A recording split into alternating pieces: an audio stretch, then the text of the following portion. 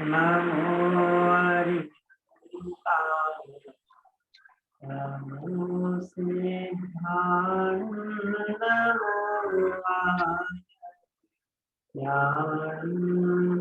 नमो वज्राय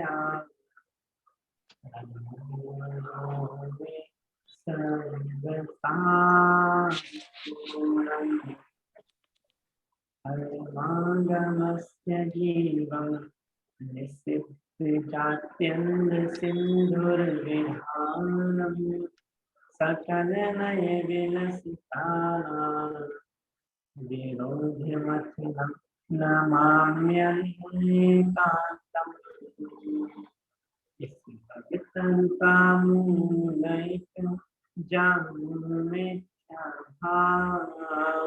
ताको कर निर्मूल करिए मोक्ष पार।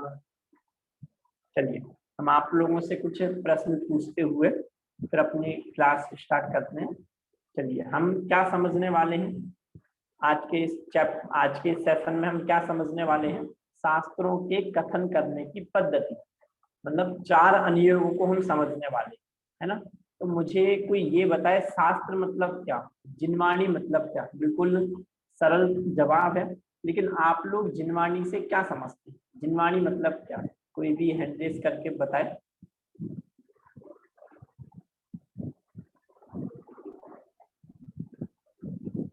हमारे देव ने बताई हुई वाणी, वो शास्त्र कहते हैं। और जय जिनेन्द्र भैया। जय जिनेन्द्र, बोलिए। अरिहंत भगवंतों आपने दिव्य ध्वनि में जो कथन किया है और वो गंधर ने सुनकर आचार्य ने अपने को कही है और लिखी है, वो जिनवाणी। बिल्कुल सही। चलिए और कोई बोलना चाहता है? सोहम जी आप बोलिए। जिनेन्द्र भगवान के द्वारा कहा गया जो भी कथन है और जो भी जीवों के कल्याण के लिए जिनेन्द्र भगवान ने बताया है, वो जिनवाणी। देखिए बिल्कुल सही है, सभी के उत्तर सही है। जिनवाणी मतलब क्या? हाँ, रत्नकंठ साबकाचार्य जी आप लोगों ने सुना होगा, है ना। रत्नकंठ साबकाचार्य जी में शास्त्र का लक्षण दिया। देखिए वहां पर बहुत अच्छी परिभाषा दी जिनवाणी की, उसको समझते हुए फिर हम आगे बढ़ेंगे। वहां क्या कहा? आप्तोपज्ञ मनुलंघ्यम मदृष्टिष्ट विरोधकम तत्वोपदेश सार्वम शास्त्रम कापत्य घटनम। मैं समझाता हूँ क्या कहा वहां पर। आप्तोपज्ञ मनुलंघ्यम, आप्त उपज्ञ, सबसे पहला आप्त उपज्ञ, जो आप सभी ने बोला ना कि आप्त अर्थात जिनेन्द्र भगवान, अरिहंत भगवान। आप्त मतलब क्या होता है? वास्तव में आप लोगों ने सुना होगा कि आप्त की जो वाणी है वो जिनवाणी है। तो आप्त मतलब क्या? आप्त का शाब्दिक अर्थ होता है यो यत्र अवंचकः सा तत्र आप्तः, मतलब कि जो जिस फील्ड में सब कुछ जानता है वो आप्त है। जैसे कोई इंजीनियर है तो यदि वो उस फील्ड में सब कुछ जानता है तो वो उस फील्ड में आप्त है, मतलब उस फील्ड में वो किसी के द्वारा ठगा नहीं जा सकता, है ना। जैसे सोने चांदी का व्यापार करने वाला है तो वो उस चीज में आप्त है। क्यों? क्योंकि वो सोने चांदी के व्यापार में ठगा नहीं जा सकता, अब उसे वहां पर कोई भी धोखा नहीं दे सकता, है ना। वैसे ही अब यहाँ पर आप्त मतलब क्या समझना, यहाँ प्रयोजन क्या है? सुखी होना। सुखी ये जीव कैसे हो सकता है कि जब ये मोक्ष की प्राप्ति करेगा तब सुखी होगा, है ना। तो उस मोक्ष मार्ग को बताने वाले, उस मोक्ष मार्ग के जो ज्ञाता हैं, कि मोक्ष मार्ग में जिन्हें कोई ठग नहीं सकता, जिन्हें कोई धोखा नहीं दे सकता, मोक्ष मार्ग में जिनकी जो वाणी है ना, वो किसी भी अन्य तर्कों के माध्यम से खंडित नहीं हो सकती। जो उस मोक्ष मार्ग के ज्ञाता हैं, उस मोक्ष मार्ग को बताने वाले हैं, उसे कहा जाता है आप। और उनकी जो वाणी उसे कहा जाता है जिनवाणी। जिन अर्थात कि जिन्होंने मोह राग द्वेष को जीत लिया है वो जिन। और ऐसे जिनेन्द्र भगवान की जो वाणी उसे क्या कहेंगे? उसे कहेंगे जिनवाणी। ठीक है प्रीति जी, आपको कुछ प्रश्न है? पहले का हैंड रेज है, वो आंसर करने के लिए हैंड रेज किया था, सॉरी। ओके है ना, तो उसे कहते हैं जिनवाणी। अब हमें वो जिनवाणी के कथन करने की पद्धति को समझना है। देखिए कुछ भी हो, मतलब जैसे समझो हम मैथ्स पढ़ते हैं, साइंस पढ़ते हैं और भी सब्जेक्ट्स पढ़ते हैं, तो उनमें सबका एक अपना स्ट्रक्चर रहता है। मतलब सबकी एक, मैथ्स में फॉर्मूला रहेंगे, है ना, साइंस का एक अलग अपना मेथड रहेगा, तो सबकी अपनी अपनी ट्रिक होती है समझाने की। और यदि हम उसको ना समझ पाए तो फिर हम उस विषय में पारंगत नहीं हो सकते। वैसे ही जिनवाणी जो है, उस जिनवाणी के भी कथन करने की अपनी एक पद्धति है। जिनवाणी के भी अर्थ को समझने की एक पद्धति है। यदि हमने उस पद्धति से नहीं समझा तो फिर हम जिनवाणी जो वास्तव में कहना चाह रही है उसको हम नहीं समझ सकते। देखिए अपन इससे पढ़ते हैं थोड़ा कि ये जो चैप्टर है ये कहाँ से लिया गया है। पहली बात तो ये हम समझेंगे और उसके बाद फिर हम आगे आगे क्रम से बढ़ेंगे। देखिए चैप्टर बहुत इंपॉर्टेंट है, कहीं पर भी यदि कुछ समझ में ना आए तो आप पूछिए, ठीक है, हम उसके ऊपर डिस्कस करेंगे। बीच में भी आप पूछ सकते हैं और एक एक लाइन हमें समझनी है और बहुत ही अच्छे से हम इस चैप्टर को समझेंगे। भले ही थोड़ा टाइम लगे, लेकिन ये जो चैप्टर है ये वास्तव में बहुत इंपॉर्टेंट है। क्यों? क्योंकि जैसे अभी चर्चा चल रही थी ना कि वास्तव में हमारा जो प्रयोजन है उसकी सिद्धि करने के लिए अभी वर्तमान समय में हमारे पास एक ही साधन है, वो है जिनवाणी। कि उसके स्वाध्याय के माध्यम से हम वास्तविक विधि को जान के और मोक्ष मार्ग की प्राप्ति कर सकते हैं। तो यदि हमें उस शास्त्र को पढ़ने की कंडीशन, उस शास्त्र को पढ़ने की यदि हमें पद्धति पता नहीं होगी तो फिर हम वास्तव में अपने प्रयोजन की सिद्धि नहीं कर पाएंगे। इसलिए भी हमें ये जो चैप्टर है ये समझना, अच्छे से समझना बहुत जरूरी है। अब देखो आपको सामने श्लोक एक छंद दिख रहा होगा, दिख रहा है ना सभी को? ये मोक्ष मार्ग प्रकाशक जी, ने नाम सुना होगा, टोडरमल जी द्वारा विरचित मोक्ष मार्ग प्रकाशक जो ग्रंथ है उसमें से इस पूरे प्रकरण को लिया गया है। देखिए क्या कहना चाह रहे हैं, इस भव तरु का मूल एक जानहु मिथ्या भाव। इस भव, भव मतलब होता है संसार, तरु मतलब वृक्ष। ये जो संसार रूपी तरु अर्थात जो वृक्ष है उसका जो मूल, मूल अर्थात जड़, जड़ के बिना वृक्ष खड़ा नहीं हो सकता, है ना। तो उस वृक्ष की जो जड़ है वो जड़ क्या है? जानो मिथ्या भाव। ये संसार रूपी जो वृक्ष है उसकी जड़ मिथ्यात्व है, अर्थात मिथ्यात्व है तो संसार है, मिथ्यात्व नहीं है तो संसार भी नहीं है ना। जैसे जड़ के अभाव में वृक्ष खड़ा होना, वृक्ष की उत्पत्ति संभव नहीं है, वृक्ष नहीं टिक सकता, वैसे ही मिथ्यात्व के अभाव में संसार नहीं टिक सकता। अर्थात मिथ्यात्व का अभाव किया तो संसार का अभाव हो जाएगा। तो इस संसार रूपी वृक्ष का मूल क्या है? कि मूल है मिथ्यात्व। ताको करी निर्मूल, ये उस मिथ्यात्व को निर्मूल कर देना, अर्थात उस मिथ्यात्व का जड़ से ही अभाव कर देना, है ना। जड़ से ही उस मिथ्या, देखो जैसे हमें वृक्ष है, वृक्ष, हम वृक्ष को ऊपर से काटते जाएं तो हम कब वृक्ष को नष्ट कर देंगे? कि कभी नहीं कर पाएंगे। जैसे हमने एक डाली काटी तो फिर से वो बढ़ जाएगी, है ना। हमने दो डाली काटी तो भी वो बढ़ जाएगा। आधा वृक्ष भी यदि हमने काट दिया तो अभी वो वृक्ष वहां से फिर से बढ़ जाएगा। लेकिन यदि हमें उस वृक्ष का अभाव करना है तो हमें क्या करना होगा?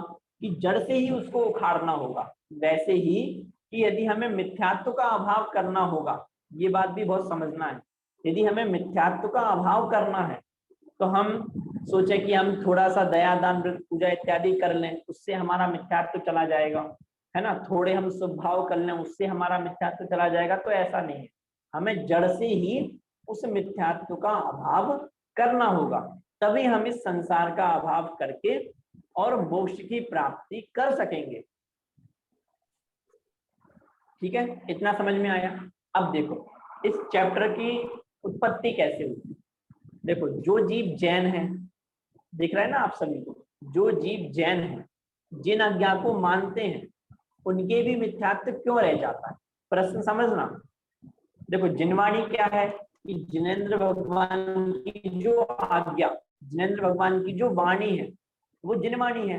अब जो जीव जिन आज्ञा को मान रहे हैं, जैसे समझो हम आप हैं, तो हम जिनवाणी पढ़ रहे हैं, समझ रहे हैं, उसको फॉलो भी कर रहे हैं, तो फिर हमारे मिथ्यात्व क्यों रह जाता है? तो हमें आज यह समझना है क्योंकि मिथ्यात्व का अंश भी बुरा है और सूक्ष्म मिथ्यात्व भी त्यागने योग्य है। अब देखो जो जीव जैन है और जिन आज्ञा को मानते हैं, फिर उनके मिथ्यात्व कैसे रह जाता है? जिनवाणी में तो मिथ्यात्व की पोषक बात है नहीं, है ना? समझ में आ रहा है आपको क्या कहना चाह रहे हैं भाई साहब? संदीप जी भाई साहब, प्रश्न समझ में आया? प्रश्न क्या है कि देखो उपाय क्या है, वास्तविक उपाय क्या है कि मिथ्यात्व का नाश करना वो संसार का नाश करना है, और संसार का नाश करना वही मोक्ष की प्राप्ति है। तो अब ये बताओ कि हम आप जो हैं, हम सब जिनवाणी को पढ़ने वाले हैं, प्रश्न समझना, हम जिनवाणी को पढ़ने वाले हैं, समझने वाले हैं, जिनेंद्र भगवान की आज्ञा को मानने वाले हैं, तो फिर ऐसे जीवों का भी मिथ्यात्व क्यों रह जाता है? उनके तो मिथ्यात्व का अभाव हो जाना चाहिए ना, उनके मिथ्यात्व क्यों रह जाता है? तो समाधान देखना, क्या समाधान दिया कि वास्तव में हम जिनवाणी को पढ़ते तो हैं, समझते भी हैं, है ना? हम जिनवाणी को पढ़ते हैं और समझते भी हैं, लेकिन वहां भूल क्या रह जाती है कि वहां जो जिनवाणी के कथन करने की जो पद्धति है, वहां पर जो वास्तव में बताना चाह रहे हैं वो पद्धति को हम नहीं समझते। देखना, सुनना क्या कहना चाह रहे हैं। जैसे निश्चय और व्यवहार न्याय का निरूपण है ना, तो कहीं पर तो निश्चय न्याय का निरूपण किया गया, कहीं पर व्यवहार न्याय का निरूपण किया गया, कहीं निश्चय सहित व्यवहार का निरूपण किया गया, कहीं अकेले व्यवहार का निरूपण किया गया। तो ऐसे चारों अनुयोगों में अलग अलग प्रकार से निरूपण किया गया है। अब यदि हम उसकी पद्धति को नहीं समझेंगे कि कौन सा अनुयोग क्या कहना चाह रहा है, कौन सा नए क्या कहना चाह रहा है, तब तक हम उसके मूल भाव को नहीं पकड़ पाएंगे। और ये जो मूल भाव को नहीं पकड़ पा रहे हैं ना, यही वास्तव में हमारे मिथ्यात्व में कारण है कि हम जिनवाणी को सुन रहे हैं, पढ़ रहे हैं, ऐसा होते हुए भी हम उसके बाद हम मिथ्यात्व का अभाव क्यों नहीं कर पा रहे हैं? क्योंकि वास्तव में नयों का जो प्रयोजन है उस प्रयोजन तक हम नहीं पहुंच पा रहे। जिनवाणी जो कहना चाह रही है उसकी कथन पद्धति को समझकर हम उसके मूल भाव तक नहीं पहुंच पा रहे, इसलिए मिथ्यात्व रह जाता है। तो अब सबसे पहले हमारा क्या कर्तव्य है कि शास्त्रों की जो कथन करने की पद्धति है उसको हमें समझना है कि किस नए की अपेक्षा से क्या कहा जा रहा है। जैसे देखो हमने पहले भी चर्चा की है, समझना, कहीं आप लोग भी बहुत बार पढ़ते होंगे हिना जी, तो आप लोगों के दिमाग में भी एक प्रश्न खड़ा होता होगा, क्या कि कहीं क्या कहा जा रहा है, कहीं कहा जा रहा है कि ये जो राग है ये जीव का है, कहीं क्या कहा जा रहा है कि जीव में राग हो ही नहीं सकता, है ना? समय सार जी में आप लोगों को अगर पढ़ा हो तो उसमें कलश है कि ये जो राग है वो वास्तव में जीव का ही है। वहां सिद्ध किया, क्या कहा वहां पर कि देखो पुद्गल का तो हो नहीं सकता, राग पुद्गल का तो हो नहीं सकता। क्यों? क्योंकि पुद्गल में तो सुख दुख का वेदन होता ही नहीं है। आप कहो कि जीव और पुद्गल का मिलके है, तो जीव और पुद्गल का मिलके भी नहीं हो सकता। इसका मतलब अब बचा कौन? जीव। तो इसका मतलब राग किसका है? जीव का है। फिर वही समय सार में ही आगे जाके क्या कहा कि ये जो राग है वो तीन काल में जीव का हो ही नहीं सकता। अब एक ही ग्रंथ में, संदीप जी भाई साहब, एक ही ग्रंथ में क्या कहा जा रहा है कि राग है वो जीव का है, और आगे जाके क्या कहा जा रहा है कि राग जीव का नहीं है। अब सामान्य जन जब वो ग्रंथ पढ़ेगा तो क्या कहेगा, ये आचार्य देव तो पागल बना रहे हैं, वहीं पर कह रहे हैं कि जीव का है, वही कह रहे हैं कि जीव का नहीं है। अब हम क्या समझें? हम मोक्ष मार्ग प्रकाशक जी उठाते हैं तो वहां लिखा रहता है कि राग जीव का है, समय सार जी उठाते हैं तो वहां लिखा रहता है कि जीव का नहीं है। अब हम क्या करें? हम कैसे निष्कर्ष तक पहुंचे? अब समझना, अब यहाँ पर हम धोखा खा जाते हैं। हमें ये समझना कि वहां जब कहा गया कि वो राग है वो जीव का है, वो किस अपेक्षा से कहा गया? और राग जीव का नहीं है, वो किस अपेक्षा से कहा गया, तो हमें वहां अपेक्षा समझना है। यही है वास्तव में शास्त्रों के कथन करने की पद्धति को समझना, कि किस पद्धति से वो कहा गया कि राग जीव का नहीं है।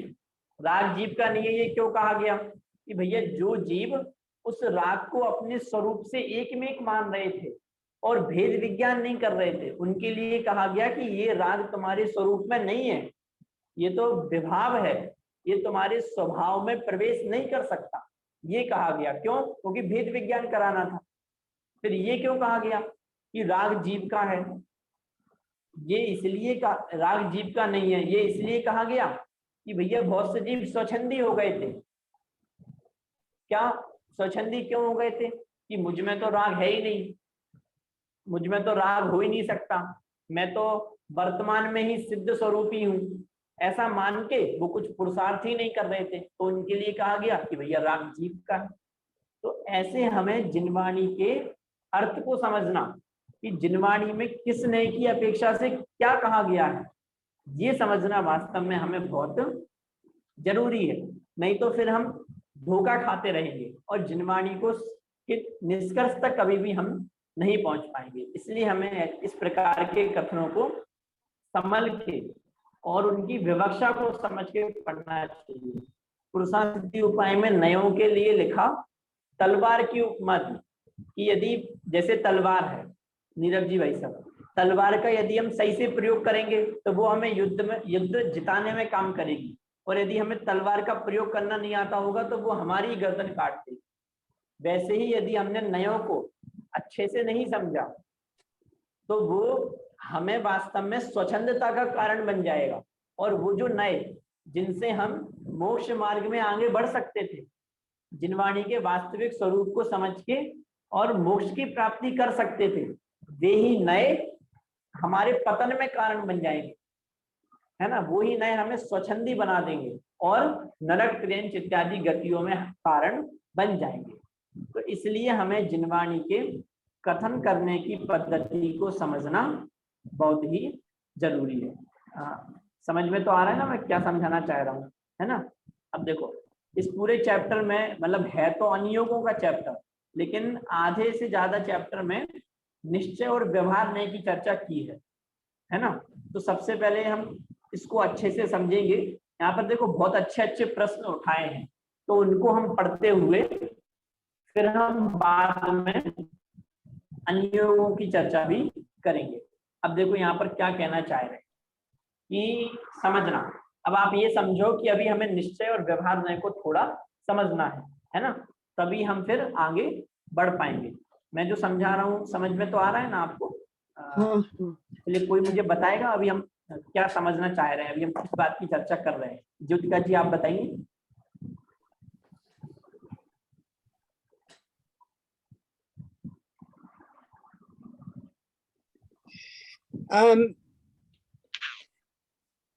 इसमें એટલે કહેવાનો મતલબ એમ છે કે આપણે પદ્ધતિ સમજવાની કે એક બાજુ એમ કે છે કે જીવમાં રાગ છે ને બીજી બાજુ કે છે કે જીવમાં રાગ નથી, પણ કઈ પદ્ધતિથી કહેવાનું સમજાવે છે ઈ જાણવાની મુખ્યતા છે। बहुत सारा, बहुत बढ़िया, मतलब आप लोगों को समझ में आ रहा है ना क्या कहना चाह रहे हैं, क्या चल रहा है। चलिए अब हम निश्चय व्यवहार पे कैसे पहुंच गए ये समझ में आ रहा है कि हम निश्चय व्यवहार की चर्चा क्यों शुरू कर रहे हैं। कि जिनवाणी जो पूरी है वो दो नयों में कही गई है, या तो निश्चय नय की मुख्यता से कथन है या व्यवहार नय की मुख्यता से कथन है, या फिर निश्चय नय और व्यवहार नय को मिला के कथन किया गया है, या फिर व्यवहार से कथन किया गया है ना। तो ऐसे अनेक अनेक प्रकारों से कथन किया गया है। तो इसलिए हमें निश्चय और व्यवहार इन दो नयों को समझना भी बहुत जरूरी है। इसलिए यहाँ पर निश्चय और व्यवहार नय की चर्चा इस चैप्टर में पहले की, और फिर उसके बाद अनुयोगों की चर्चा पे पहुंचेंगे। ठीक है, एक और बार मैं आप लोगों को कह रहा हूँ कि ये जो चैप्टर है वास्तव में बहुत इंपॉर्टेंट है ना। तो आप लोगों को बीच में भी यदि कुछ ऐसा प्रश्न हो जो समझ में ना आ रहा हो तो आप लोग पूछ सकते हैं। अब देखिए, अच्छा चलिए आप लोग थोड़ा बताएं निश्चय और व्यवहार निश्चय मतलब क्या और व्यवहार मतलब क्या? कौन बताएगा? कोई भी, मतलब जो भी आप जानते हैं, निश्चय व्यवहार। हाँ नेपाल जी बताइए। हाँ, निश्चय मतलब वस्तु का जो स्वरूप है वो, और व्यवहार है वो जो उसका रियल स्वरूप नहीं होता है, पर उसको निश्चय को बताने के लिए जो बताया उसको व्यवहार कहते हैं। बिल्कुल सही। चलिए और कौन बताएगा? नीरज जी भाई साहब आप बताएंगे।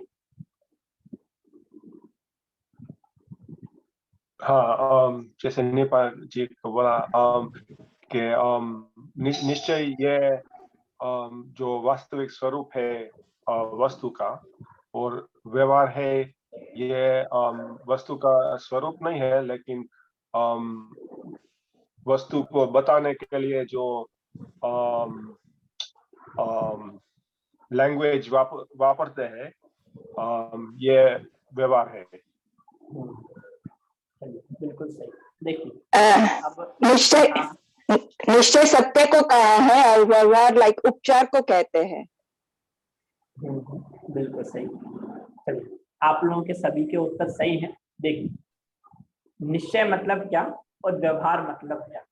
यथार्थ निरूपण सुनिश्चय, उपचरित निरूपण सुव्यवहार।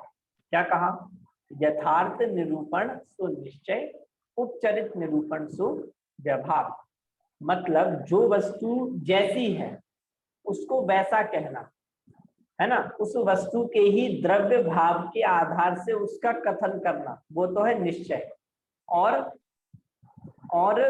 उस अन्य द्रव्य के भावों को मिलाकर उसका निरूपण करना, वो है व्यवहार। अब देखिए आप लोगों ने जो परिभाषा बोली थी और मैंने जो बोली, उसमें मैंने एक शब्द बढ़ाया है। क्या बढ़ाया? कथन। द्रव्य। कथन द्रव्य। नहीं, कथन, निरूपण, इन शब्दों को मैंने बढ़ाया है। आप लोगों ने क्या कहा था कि वस्तु का जो वास्तविक स्वरूप है वो निश्चय है ना, और जो उपचरित स्वरूप है वो व्यवहार। अब देखिए दोनों में अंतर क्या है, मैं ये समझाना चाह रहा हूं कि ये बॉक्स निश्चय, ये पेंसिल व्यवहार, ऐसा नहीं है। मतलब एक वस्तु निश्चय और एक वस्तु व्यवहार, ऐसा नहीं है। आत्मा निश्चय और शरीर व्यवहार, ऐसा नहीं है। निश्चय और व्यवहार वस्तु में, निश्चय और व्यवहार क्रिया में लागू नहीं होते। वापस समझना, ये बात तो आप नोट डाउन भी कर लें कि नए जो हैं, नए वस्तु और क्रिया में लागू नहीं होते, नए कथन में लागू होते हैं। एक वस्तु निश्चय, एक वस्तु व्यवहार, ऐसा नहीं है। एक क्रिया निश्चय, एक क्रिया व्यवहार, ऐसा नहीं है। ठीक है, कथन में नए नयों का प्रयोग होता है। अब इसको अपन थोड़ा समझते हैं। जैसे शरीर है ना, उसको पुद्गल का कहना, मतलब मैं ये समझाना चाह रहा हूं कि आत्मा को निश्चय, शरीर को व्यवहार, ऐसा नहीं। कथन में निश्चय और व्यवहार लागू होंगे। जब हम पुद्गल की बात कर रहे हैं और पुद्गल की चर्चा चल रही है, तो उस समय उसको पुद्गल का कहना, इस पेंसिल को पुद्गल का कहना, वो क्या है? निश्चय। और इस पेंसिल को मेरी कहना, वो क्या है? व्यवहार। तो पुद्गल की अपेक्षा से देखा जाएगा तो पुद्गल को यदि पुद्गल का कहा जाए तो वो निश्चय, और मेरा कहा जाए तो वो व्यवहार। अब वैसे ही मेरी ओर से लगाना कि आत्मा को वास्तव में जीव कहा जाए तो वो निश्चय, और इस शरीर और आत्मा को मिलाकर जीव कहा जाए। जैसे मैं आपसे पूछूं कि आप कौन हो, तो आप क्या कहोगे? कि जीव हूं। तो आपने अपने पूरे को जीव कहा, मतलब शरीर को भी मिला के जीव कहा, तो वो क्या कहा? वो किसने की अपेक्षा से हुआ? कि वो व्यवहार ने की अपेक्षा से हुआ। तो इस प्रकार से आपको कथनों में निश्चय और व्यवहार समझना चाहिए। मतलब देखो, मोक्ष मार्ग तो दया, दान, व्रत, पूजा इत्यादि निश्चय, दया, दान, व्रत, पूजा इत्यादि व्यवहार, और आत्मानुभव निश्चय, ऐसा नहीं है।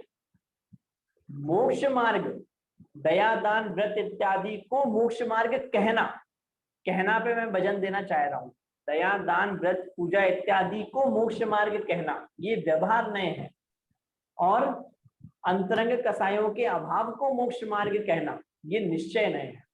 तो इस प्रकार से हमें ये समझना है सबसे पहले कि निश्चय और व्यवहार मतलब क्या, कि कथन पद्धति समझ रहे हैं ना, तो निश्चय और व्यवहार ये भी नए हैं और नए कथन में लागू होते हैं, है ना, नए अभिप्राय में लागू होते हैं, नए वस्तु और क्रिया में लागू नहीं होते।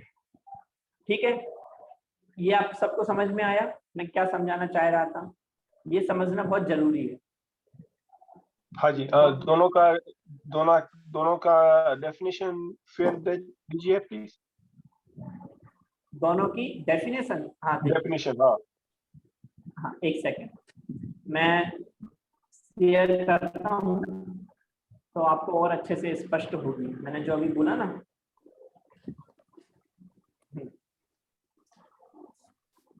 देखिए स्क्रीन पे दिख रहा है आपको, है ना, ये है परिभाषा।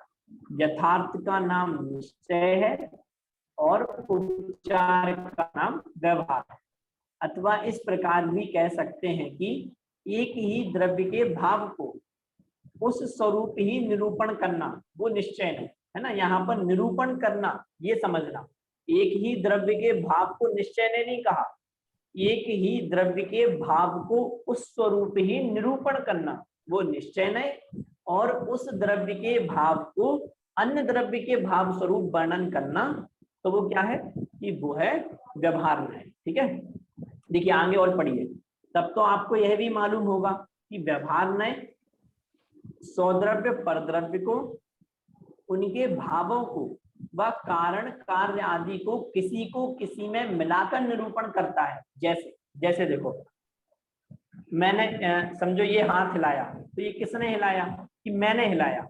अब यहाँ पर जीव और पुद्गल इन दोनों को मिला के कथन किया गया है, तो ये किसने की अपेक्षा से कथन किया गया, ये व्यवहार नहीं की अपेक्षा से कथन किया गया।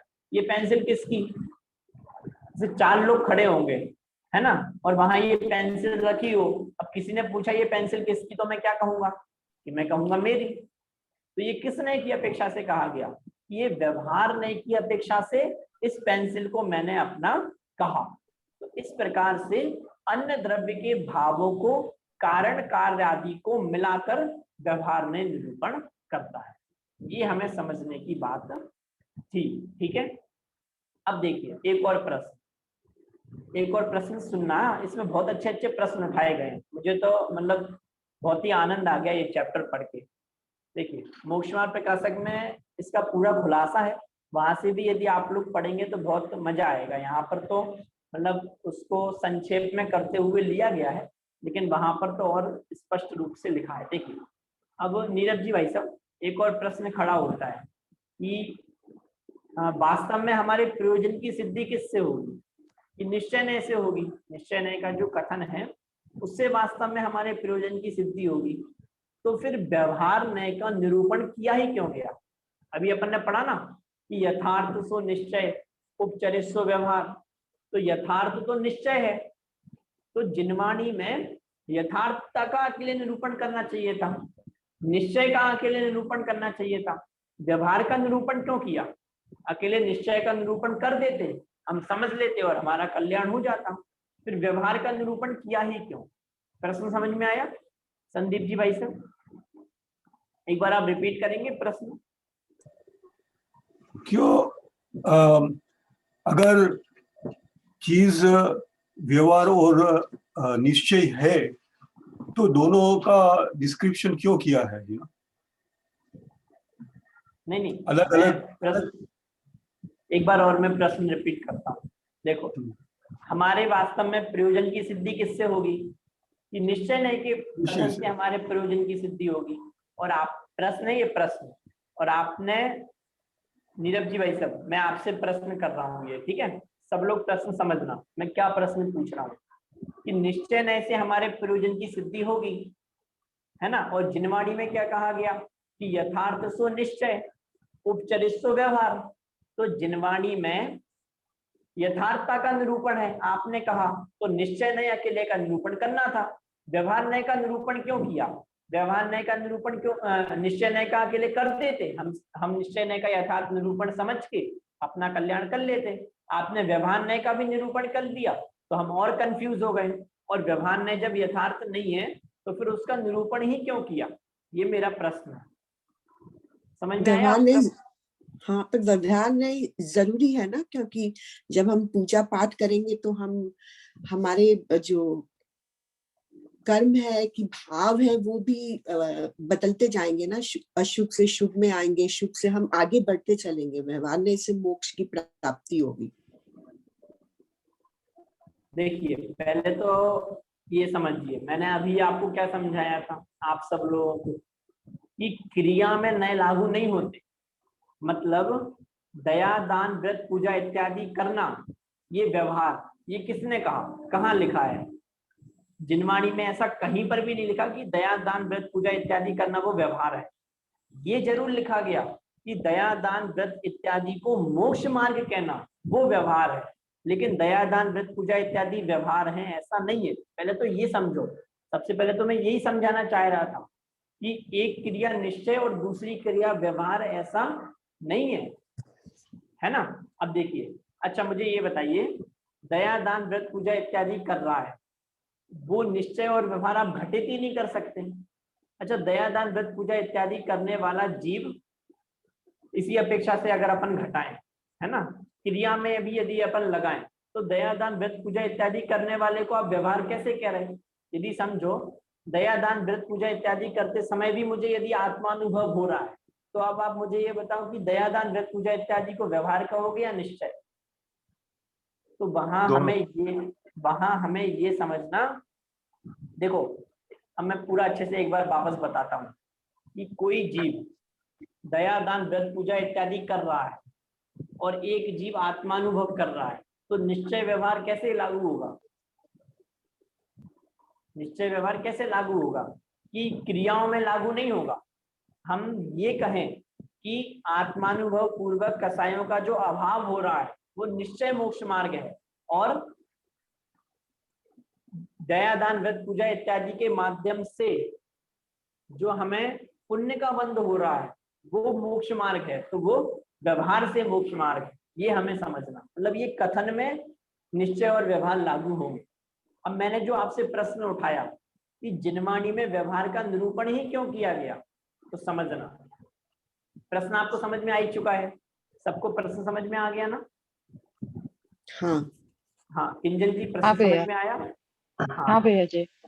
हाँ चलिए, अब देखिए मैं बता सकता हूँ। हाँ, कौन नाम? नीरव।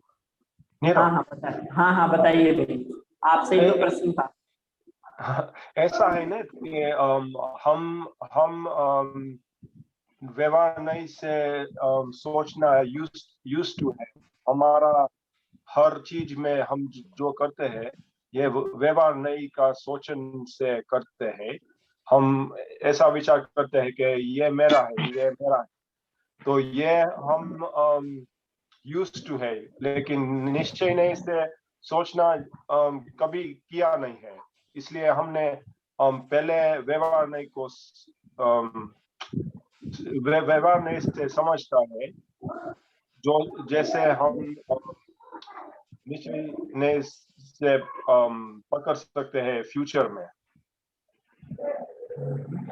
चलिए बिल्कुल, और कोई बताना चाहेगा इस प्रश्न का उत्तर?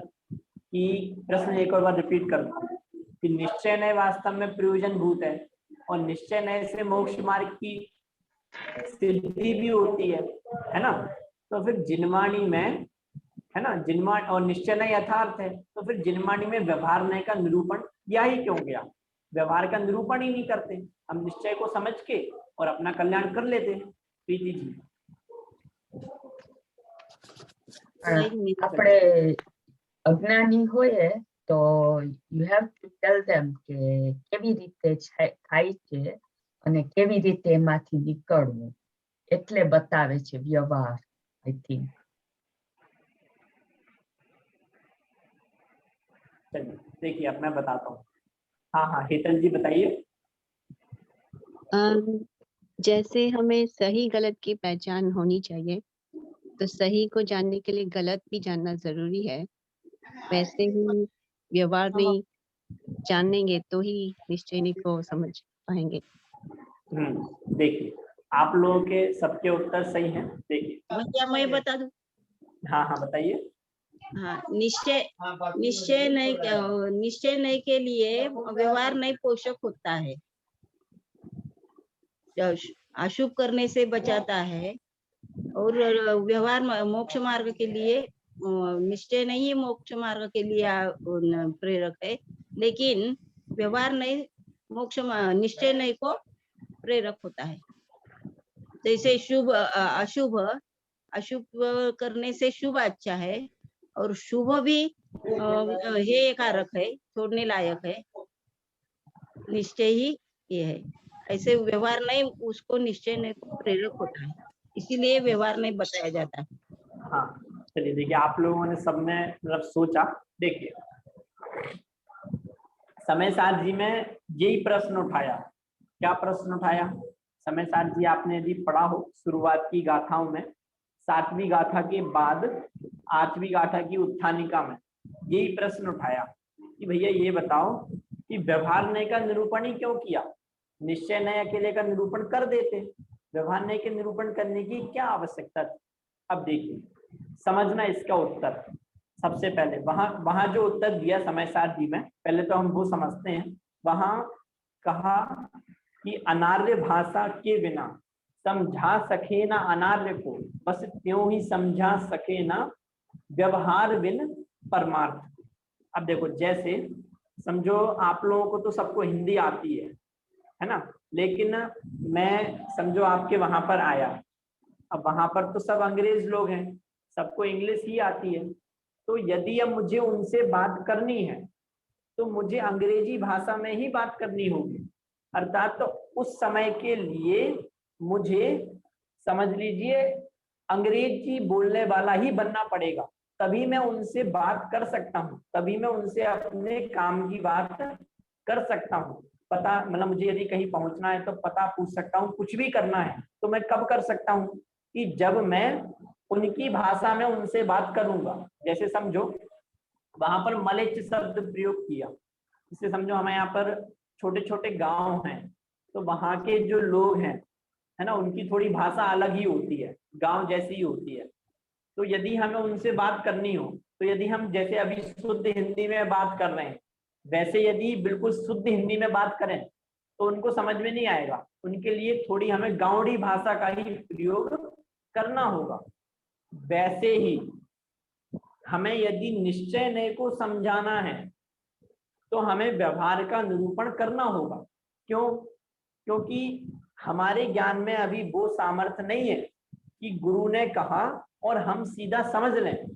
यदि आत्मा का निरूपण हमें समझना है, आत्मा तक पहुंचना है, तो हम कैसे पहुंचेंगे? जैसे समझो जैसे हमें आत्मा को समझना है तो हम अभी पहले तो किसके माध्यम से समझेंगे? शास्त्र के माध्यम से। अब वहां लिखा हो आत्मा, आत्मा मतलब क्या? आत्मा मतलब आत्मा, तो आप समझ जाएंगे कि नहीं, वहां हमें बताना पड़ेगा कि आत्मा, आत्मा कैसा है, आत्मा का क्या स्वरूप है। तो वहां हमें भेद कड़ा करना पड़ेगा। एक और परिभाषा है ना निश्चय और व्यवहार की, कि भेद सो व्यवहार, अभेद सो निश्चय। अब हमारे ज्ञान में वो सामर्थ्य नहीं कि हम डायरेक्ट अभेद रूप वस्तु को समझ लें, तो भेद के माध्यम से उस अभेद तक पहुंचाया जाता है। ठीक है, ये समझ में आया।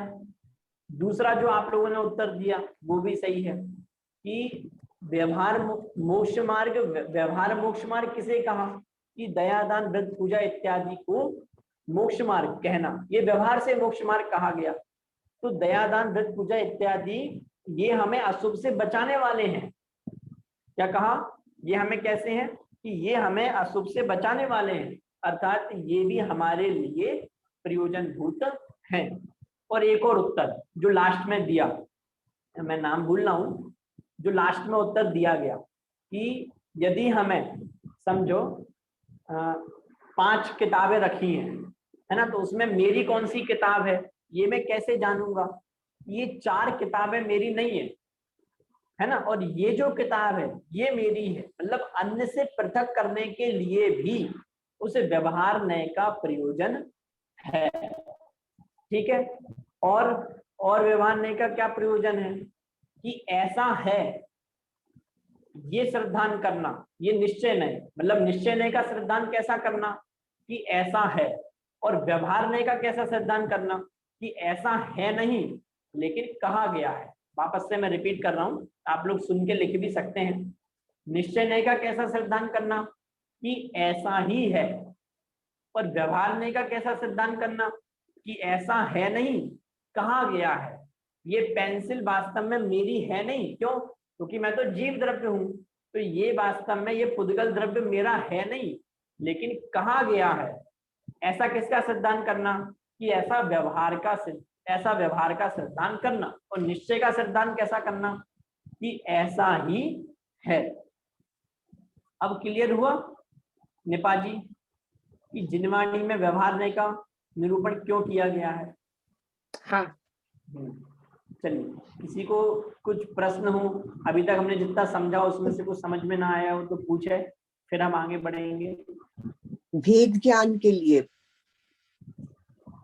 वो जो हमने निरूपण कहा ना किया गया है। हाँ हाँ हाँ बिल्कुल सही। चलिए अभय जी, भाई सब समझ में आ रहा है ना?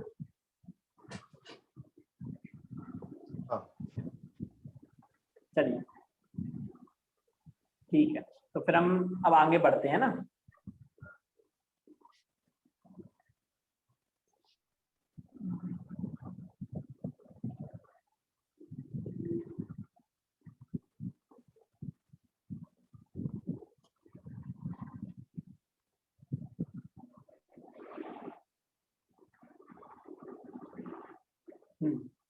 देखिए, अब देखिए आगे इसमें मतलब अलग अलग बहुत अच्छे अच्छे प्रश्न उठाए। देखिए अब क्या कह रहे हैं यहाँ पर प्रश्न, देख सबको दिख रहा है कि व्रतशील संयम आदि को व्यवहार से मोक्ष मार्ग कहाँ होगा? पर द्रव्य का निमित्त मिटाने की अपेक्षा से व्रतशील संयम आदि को मोक्ष मार्ग कहा गया है। देखना, व्यवहार और निश्चय कि व्रतशील संयम आदि को मोक्ष मार्ग क्यों कहा गया? पहले तो किसने की अपेक्षा से कहा गया कि व्यवहार ने की अपेक्षा से कहा गया, फिर क्यों कहा गया? तो पर द्रव्य का निमित्त मिटाने की अपेक्षा से व्रतशील संयम आदि को मोक्ष मार्ग कहा। सो इन्हीं को मोक्ष मार्ग नहीं मान लेना। क्यों? क्योंकि पर द्रव्य का ग्रहण त्याग आत्मा के हो तो आत्मा पर द्रव्य का कर्ता हर्ता हो जावे, परंतु कोई द्रव्य किसी द्रव्य के अधीन है नहीं। अतः आत्मा अपने राग, ये ना, रागादि को त्याग कर वीतरागी होता है। निश्चय से वीतराग भाव ही मोक्ष मार्ग है। इसलिए तो कहा था कि जब तक हम ना पहचान पाए कि जिनवाणी में जो कथन है उसमें कौन सा सत्यार्थ है और कौन समझाने के लिए व्यवहार से कहा गया है, तब तक हम सबको एक सा सत्यार्थ मानकर भ्रम रूप रहते हैं। क्या कहा कि शास्त्रों के कथन करने की पद्धति को समझना क्यों जरूरी है? इस चैप्टर को समझ, जो जिस चैप्टर को हम पढ़ रहे हैं उसको समझना क्यों जरूरी है? कि इसलिए जरूरी है कि यदि हम ये ना पहचान पाए कि जिनवाणी में जो कथन किया गया है वो सत्यार्थ है या फिर समझाने के लिए किया गया है ना। रागादि भाव को जीव का कहा गया, रागादि भाव जीव के नहीं है ऐसा कहा गया, तो कौन सा कथन सत्यार्थ है और कौन सा कथन समझाने के लिए कहा गया है ना। जीव को जैसे नरक, अब नारकी किसे कहा कि वो जीव और पुद्गल की मिली जुली जो अवस्था है, असमान जाति द्रव्य पर्याय को नारकी कह दिया। अब वास्तव में है तो वो जीव, लेकिन उसको नारकी कह दिया।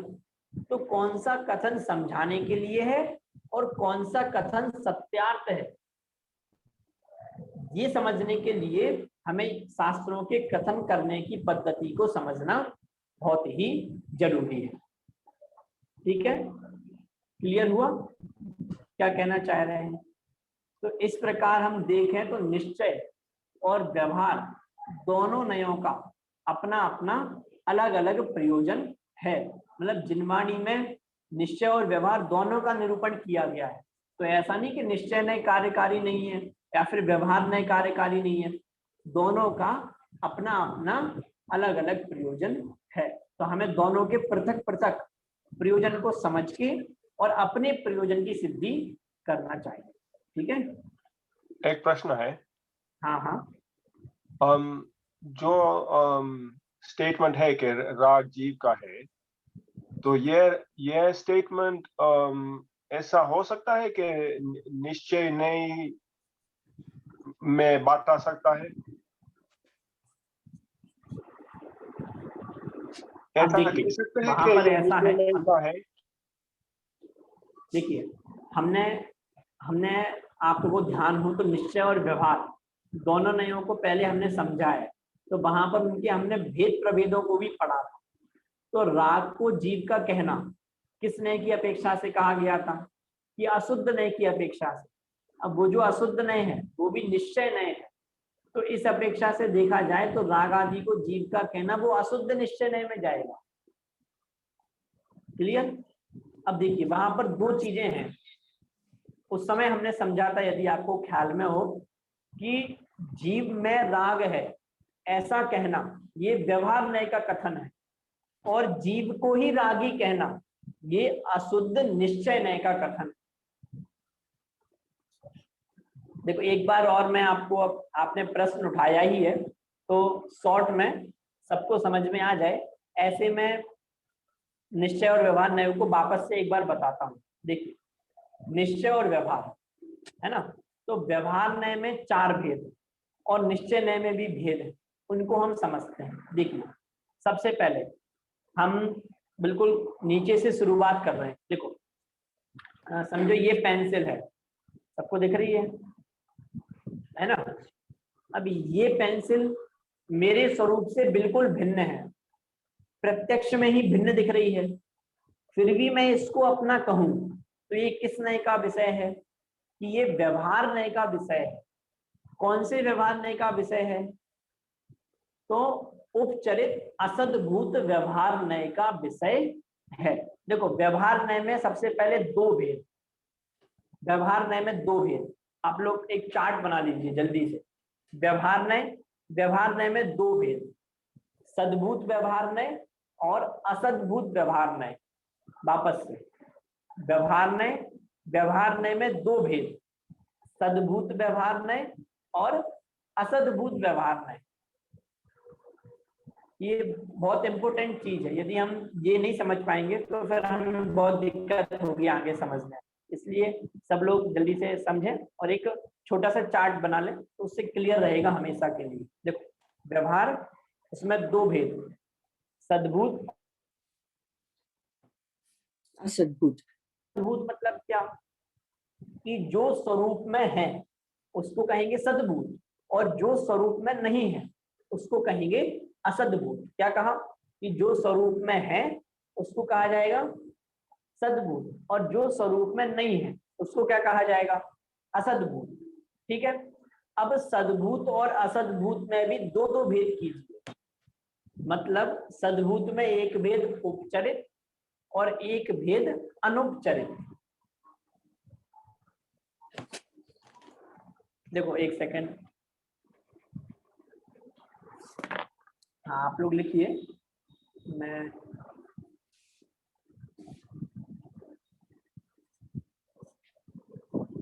हाँ देखिए आप लोग मतलब ऐसा चार्ट बनाइए,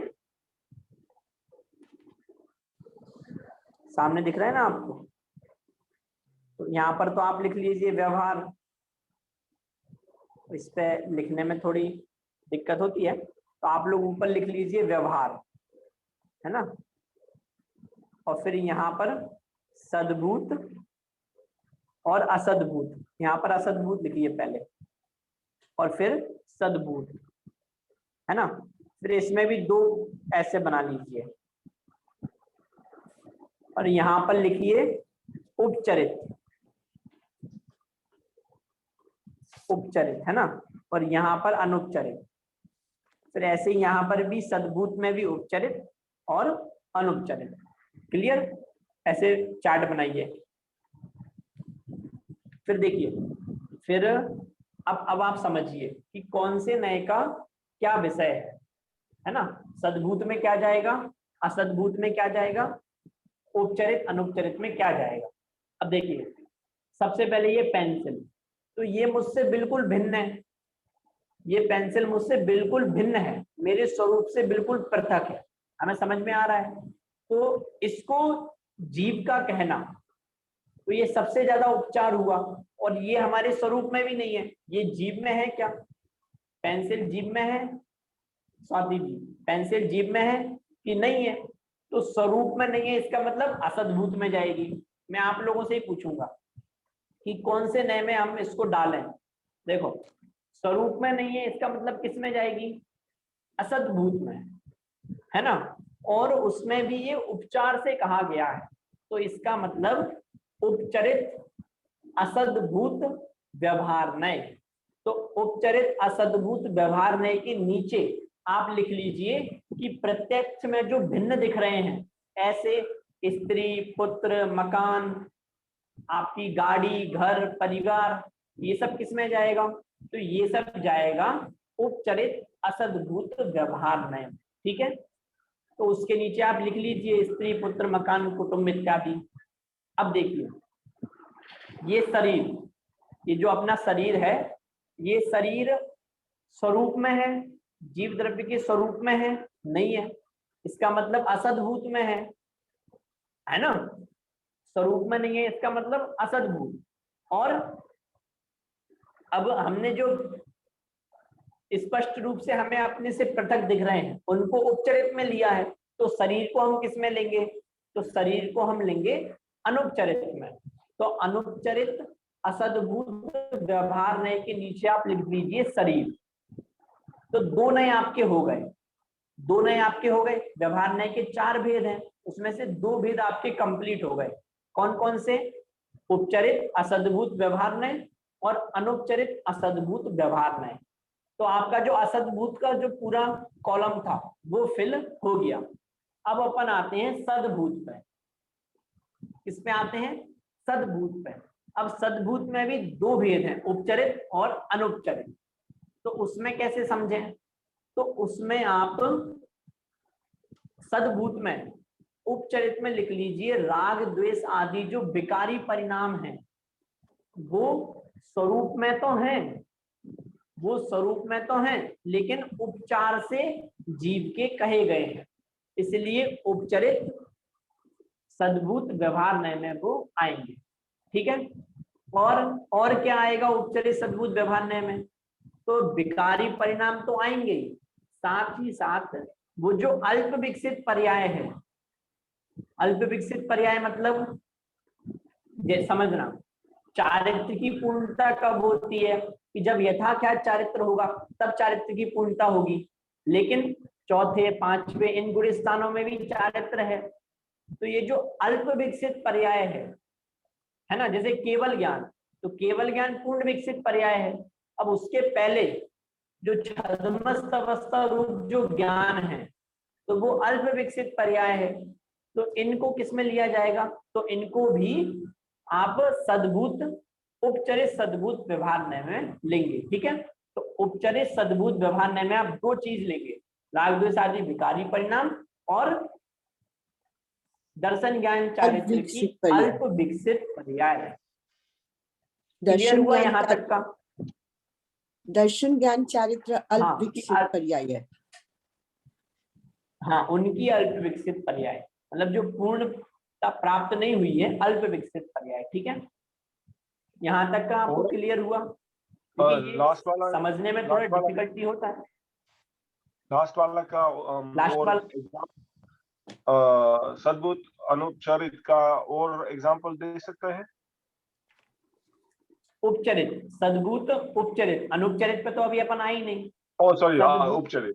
हाँ, सद्भूत उपचरित, इसके एग्जाम्पल ये तो मैं आपको बता रहा हूँ कि जितने भी आपके विकारी परिणाम हैं, राग द्वेष क्रोध मान माया लोभ, तो ये सब आपके स्वरूप में है, मतलब स्वरूप में है मतलब जीव के ही है ना, लेकिन उपचार से जीव के कहे गए हैं। क्यों? क्योंकि जीव का स्वभाव नहीं है, तो उनको भी हमने उपचरित में लिया, उपचरित सद्भूत में लिया। और किसको हम उपचरित सद्भूत में लेंगे संदीप जी भाई सब? कि वो जो अल्प विकसित पर्याय है, जो पूर्णता को प्राप्त नहीं हुई, जैसे ज्ञान की छद्मस्त रूप ज्ञान, चारित्र का चौथे पांचवे गुण स्थानों में जो ज्ञान जो चारित्र है ना, तो इन सबको किसमें लिया जाएगा? उपचरित सद्भूत व्यवहारण्य में लिया जाएगा। और अनुपचरित सद्भूत व्यवहारण्य में क्या लिया जाएगा? तो पूर्ण विकसित जो पर्याय है, केवल ज्ञान है ना, और चारित्र भी पूर्ण, दर्शन भी पूर्ण, तो ऐसे जो पूर्ण विकसित पर्याय है उसको किसमें लिया जाएगा? कि उसको व्यवहारण्य में भी अनुपचरित सद्भूत व्यवहारण्य में लिया जाएगा। अब देखो, मैं ये कह तो रहा हूं कि केवल ज्ञान को अनुपचरित सद्भूत व्यवहारण्य में लिया जाएगा, लेकिन वहां समझना क्या कि उस केवल ज्ञान को जीव का कहना वो उस नए से है। मतलब केवल ज्ञान व्यवहारण्य नहीं है, केवल ज्ञान निश्चयनय नहीं है, केवल ज्ञान व्यवहारण्य नहीं है, उसको जीव का कहना वो वास्तव में व्यवहारण्य है। तो व्यवहारण्य के चारों भेद क्लियर हुए। इसलिए कोई जीव को केवल ज्ञानी कहना ये सद्भूत अनुपचरित व्यवहार नहीं है। नहीं, कोई जीव को केवल ज्ञानी कहना नहीं, जीव में केवल ज्ञान है। भेद कर रहे हैं ना, भेद। जीव को देखो, जैसे ये बॉक्स है, इस बॉक्स में पेंसिल है ना, ये व्यवहार नहीं। क्यों? क्योंकि मैंने इस बॉक्स को और इस पेंसिल को अलग अलग कहा। केवल ज्ञान और जीव को अलग अलग कह के केवल ज्ञान उस जीव में है, ऐसा हमने जो भेद खड़ा किया वो भेद आएगा व्यवहार में। अगर हम उसको अभेद रूप से कहें तो वो निश्चय में जाएगा। अभी हम निश्चय को समझेंगे, तब मैं आपको समझाऊंगा। अभी यहां तक क्लियर हुआ निपा जी? चारों भेद क्लियर हुए? हाँ, पर आप ये अनुपचरित सद्भुत व्यवहार में जो केवल ज्ञान बताया ना कि पूर्ण विकसित पर्याय है, उसके अलावा और कोई एग्जाम्पल आ सकते हैं क्या पूर्ण विकसित पर्याय में? उसमें सभी की पूर्ण विकसित पर्याय लेना। जैसे ज्ञान में केवल ज्ञान ले लिया, चारित्र में यथाख्यात चारित्र ले लें, दर्शन में छायक सम्यक दर्शन ले लें, बस ऐसे सभी गुणों की पूर्ण विकसित पर्याय लेना। ओके, चलिए यहाँ तक क्लियर हुआ। अब हम किस पे आए हैं? अब हमें किसकी चर्चा करनी है? निश्चय नय। अब देखना, अब समझना, निश्चय नय, निश्चय नय में सबसे पहले भेद है अशुद्ध निश्चय नय। क्या कहा? अशुद्ध निश्चय नय, है ना। निश्चय नय लिखिए आप और उसके कॉलम बनाइए, सबसे नीचे सबसे पहले अशुद्ध निश्चय नय। अशुद्ध निश्चय नय का विषय थोड़ा स्लो जाओ, थोड़ा सा स्लो, थोड़ा। निश्चय नय, अभी तो मतलब निश्चय नय पे आए ना हमने, तो अभी तो मैंने स्टार्ट ही नहीं किया। निश्चय नय में सबसे पहला कौन सा है? अशुद्ध निश्चय नय। क्या कहा? अशुद्ध निश्चय नय। अब अशुद्ध निश्चय नय में हम किसको लेंगे स्वाति जी? अशुद्ध निश्चय नय में हम लेंगे राग द्वेष आदि को अभेद रूप से जीव का कहना। अब समझना, यहाँ पर आप थोड़ा कंफ्यूज बिल्कुल भी मत होना। हमने राग द्वेष आदि को किसमें डाला था? कौन बताएगा? सद्भुत उपचरित निश्चय में। हाँ, हमने किसमें डाला था? उपचरित सद्भुत में राग को डाला था। फिर आपको प्रश्न खड़ा हो रहा होगा कि अब यहाँ पर आप अशुद्ध निश्चय में राग को कैसे ले आए? तो उन दोनों में अंतर है। मैं वही आपको अंतर समझाना चाह रहा हूँ कि वहां पर हमने व्यवहार में राग और जीव में भेद कर दिया था कि जीव में राग है ऐसा हम कहेंगे तो वो व्यवहार में जाएगा, और जीव को रागी कहना, क्या कहा? जीव को ही रागी कहना वो निश्चय में जाएगा। निश्चय और व्यवहार की एक परिभाषा और आप लिख लीजिए, भेद सो अभेद सो निश्चय, भेद सो व्यवहार। क्या कहा? अभेद सो निश्चय, भेद सो व्यवहार। अब वहां हमने राग और जीव में भेद डाला कि जीव में राग है तो वो किस नय में जाएगा? कि वो गया वहां पर व्यवहार नय में। अब यहाँ पर अशुद्ध निश्चय नय में क्या लेंगे? अशुद्ध निश्चय नय में जीव और राग उनको अभेद, कि रागी जीव, द्वेषी जीव, क्रोधी जीव, मानी जीव। क्लियर हुआ नेपाल जी? अब स्पीड तो नहीं हो रही है ना? हाँ, पर थोड़ा सा ये क्लियर करो, मुझे डिफरेंस समझ में नहीं आया थोड़ा सा। डिफरेंस मैं बताता हूँ। जैसे समझो मैंने ये बॉक्स का कहा था ना, ये बॉक्स है तो इसमें पेंसिल। अब ये बॉक्स और पेंसिल में ये भेद खड़ा कर रहा हूँ, इन दोनों को मैं अलग अलग कर रहा हूँ, तो ये व्यवहार जाएगा। और मैं ये इसको अकेले, जैसे इसमें देखो, इसमें बहुत सारे पेन पेंसिल वगैरह हैं, है ना। अब मैं कहूँ कि इसमें पेन पेंसिल हैं, तो वो जाएगा व्यवहार नय का कथन। और इसको एक अभेद रूप से मैं कंपॉक्स कहूँ, तो वो जाएगा निश्चय नय का। देखो जैसे राग, जीव और राग, इन दोनों को अलग अलग करना और फिर उनको एक कहना कि ये जो राग है ये जीव का है, ये व्यवहार नय का कथन हुआ। और यदि मैंने अभेद कहा कि ये जो जीव है ये रागी ही है, मतलब ये राग जीव का है ऐसा नहीं, ये जीव ही रागी है, ऐसा यदि मैं कहूं, तो देखो जैसे मेरे पीछे दीवार है, मेरे पीछे दीवार है, अब मैं कहूं कि ये जो कलर है ये दीवार का है ना, ग्रीन कलर, जैसे मैं कहूं ग्रीन कलर की दीवार, तो वहां पर मैंने ग्रीन कलर और दीवार में भेद डालूं यदि मैं, तो वो व्यवहार में जाएगा।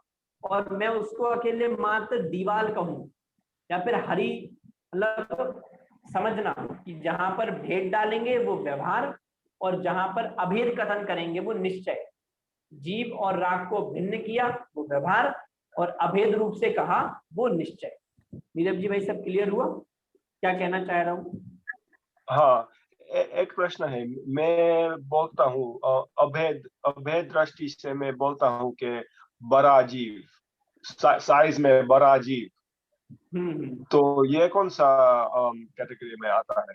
क्योंकि नहीं, ये तो ऐसा कोई भेद है ही नहीं ना, जीव में ऐसा बड़े छोटे का भेद कैसे करेंगे आप? बड़ा जीव छोटा जीव ये क्या है? हाँ, ये तो शरीर का है। हाँ हाँ, लेकिन तो अभेद वहां पर आप शरीर की अपेक्षा से कह रहे हैं ना, तो वो आपका व्यवहार नय में चला जाएगा। कौन से व्यवहार नय में? कि जहां पर आपने शरीर का ग्रहण किया था, किया था आपने शरीर का ग्रहण, कि व्यवहार नय में वो भी असद्भूत, असद्भूत में भी अनुपचरित, तो अनुपचरित असद्भूत व्यवहार नय की अपेक्षा से वहां पर आपने चिंटी को छोटा जीव और मुझे बड़ा जीव कहा। ओके, तो मैं डजंट मैटर कि मैं अभेद दृष्टि से बोलता हूँ, लेकिन ये सही नहीं है, लेकिन इसलिए मैंने व्यवहार में कैटेगराइज करना चाहिए। वहां पर देखिए वो जो भेद अभेद की बात है ना, वो जो स्वरूप में चीज है उनमें देखो, ये तो हमें प्रत्यक्ष में ही भिन्न दिख रही है ना ये सब चीजें, तो इनमें तो भेद अभेद की बात है ही नहीं। वो जो राग है जो मेरे स्वरूप में है, मतलब जो जीव का ही है, उसमें भेद अभेद, कि वहां पर यदि हमने जीव और राग में भेद रूप से कथन किया तो वो व्यवहार नय, और अभेद रूप से कथन किया तो वो अशुद्ध निश्चय नय। ठीक है नेपाल जी, अब क्लियर हुआ? हाँ जी, हाँ जी। अब देखिए और आगे अपन बढ़े। लेकिन मैं जो बोला कि बड़ा जीव, तो जीव का साइज तो हो सकता है ना, बड़ा या छोटा। देखिए वहां पर जीव को छोटा, वहां पर मैं ये कहना चाह रहा हूँ कि वहां जीव छोटा बड़ा आपने किस अपेक्षा से कहा? वो तो आपने शरीर की अपेक्षा से। हाँ, लेकिन मैं जो सिद्ध भगवान को बड़ा या छोटा बोलता हूँ, तो ये सही है? अशुद्ध निश्चय नहीं में जा सकते हैं? नहीं, वहां पर आप यदि आप उनके अंतरंग परिणाम के आधार से कथन करेंगे तो वो निश्चय में जाएगा। देखिए वहां पर जो आप छोटा बड़ा कह रहे हैं वो संस्थान की अपेक्षा से कह रहे हैं, और संस्थान वो पुद्गल की पर्याय है, तो वो व्यवहार नय में ही जाएगा। जैसे संस्थान का मतलब सिद्ध भगवान है, एक सेकंड, देखो सिद्ध भगवान है, सिद्ध भगवान तो छोटे बड़े हैं नहीं, फिर भी यदि आप उनको छोटा बड़ा कह रहे हैं तो इसका मतलब पूर्व में जो उनका आकार, संस्थान मतलब आकार, पूर्व में जो उनका आकार था उस अपेक्षा से आप कह रहे हैं, तो पूर्व के आकार की अपेक्षा से कह रहे हैं। अब वो जो आकार है वो आकार तो पुद्गल की पर्याय है, इसका मतलब आप पुद्गल की पर्याय की अपेक्षा से कह रहे हैं, तो वो व्यवहार न्याय में जाए। ओके पंडित जी, इसका मतलब ये हुआ कि निश्चय न्याय में हम सिर्फ जीव द्रव्य की पर्याय की बात करते हैं और व्यवहार में हम पुद्गल द्रव्य की पर्याय की बात करते हैं। पुद्गल द्रव्य की पर्याय की बात नहीं, देखो परिभाषा में हमने क्या पढ़ा था कि उसी द्रव्य के भाव को उस रूप से कथन करना वो निश्चय, और अन्य द्रव्य के भाव को मिला के कथन करना वो व्यवहार। अब जब जीव की बात चल रही होगी तो वहां पर हम पुद्गल की अपेक्षा से यदि हम कथन करें तो वो व्यवहार न्याय में चला जाएगा, और जब पुद्गल की बात चल रही होगी तो वहां पर जीव की पर्यायों को हम व्यवहार न्याय में डाल देंगे।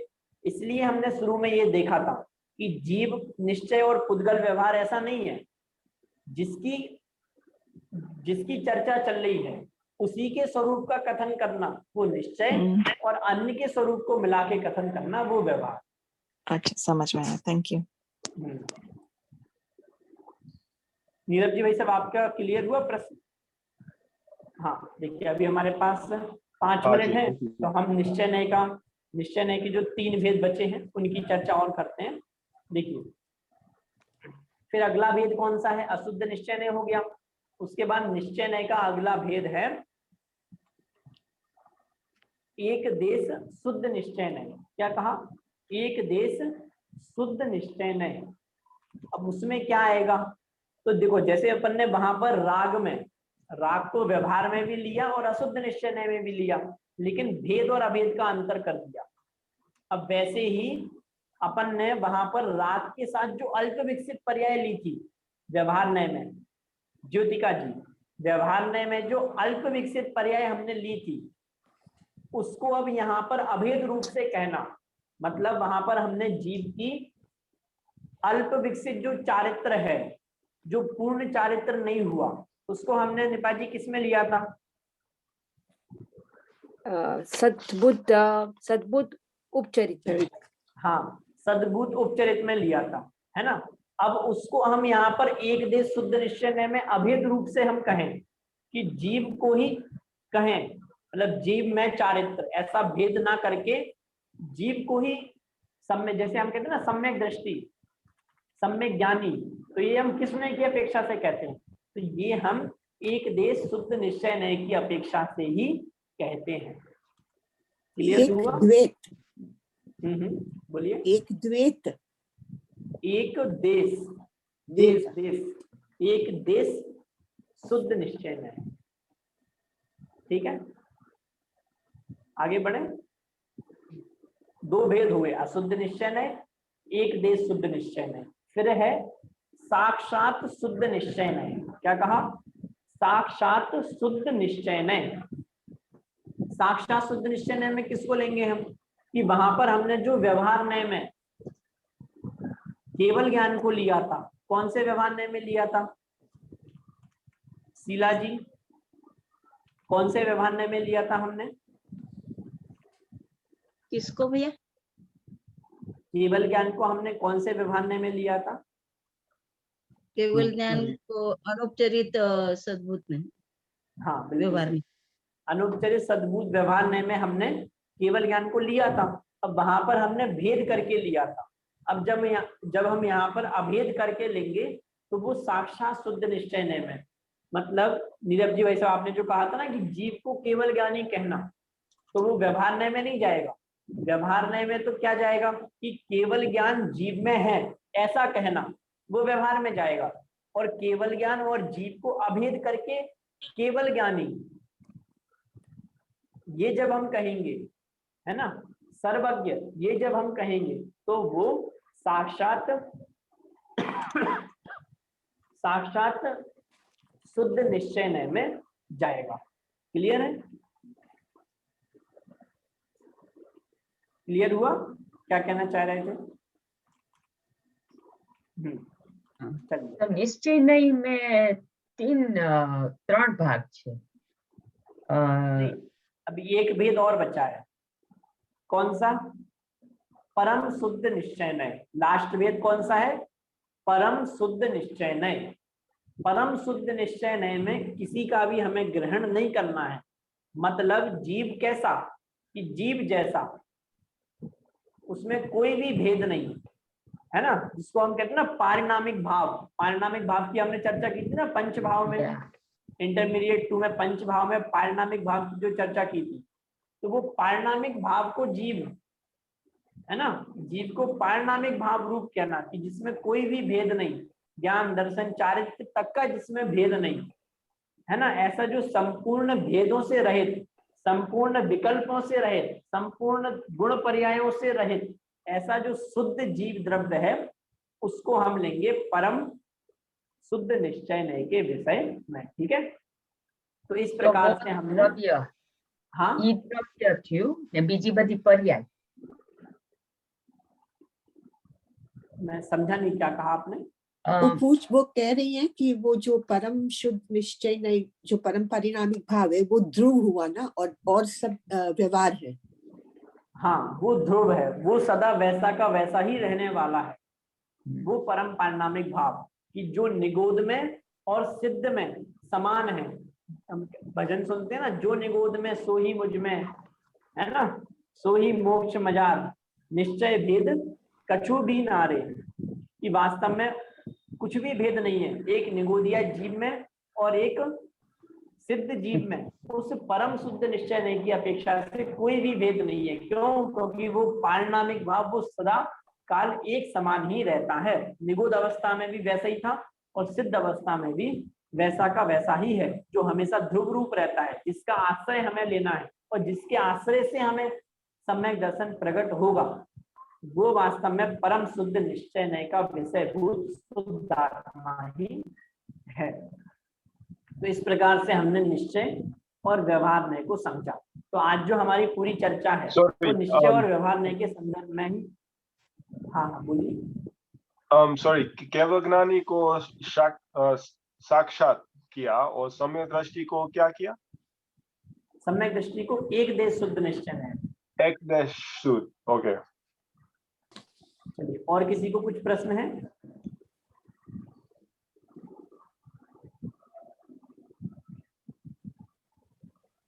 चलिए, वापस पढ़ना पड़ेगा, है ना, सबको सब समझ में आ गया ना?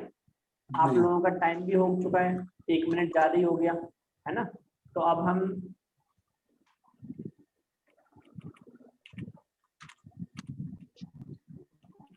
हाँ, तो अब हम अपनी कक्षा को यहीं पर खत्म करते हैं। चलिए, हमने मंगलाचरण किया था, तो अब अंतिम मंगल के रूप में हम जिनवाणी स्तुति करते हुए कक्षा को खत्म करेंगे।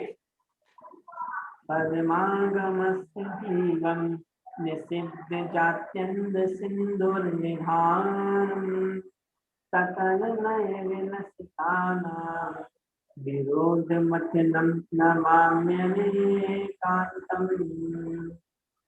में जिनवाणी माता की जय। सभी को सादर जय जैन। आप लोगों को मतलब यदि कुछ क्लियर ना हो पाया हो, है ना, और कुछ भी डाउट हो तो आप ग्रुप पे भी पूछ सकते हैं और पर्सनली भी प्रश्न भेज के उसका समाधान ले सकते हैं। चलिए, अभी सभी आपस में भी एक दूसरे